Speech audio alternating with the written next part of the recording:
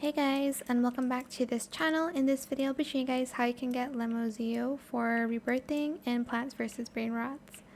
So as you can see, there is the rebirth section, and I couldn't get it, and actually have to fuse it instead. So get your lemon, what is it called? King Limone. And you're going to fuse it with Meow Sushini. Let's do the cold one. And then I'm just going to fuse it. And it's going to create the Brainrot. I'm losing my voice, sorry, but that is it for this video. I hope it was helpful for you guys. Don't forget to like, comment, share, and also subscribe to this channel if you haven't done that already.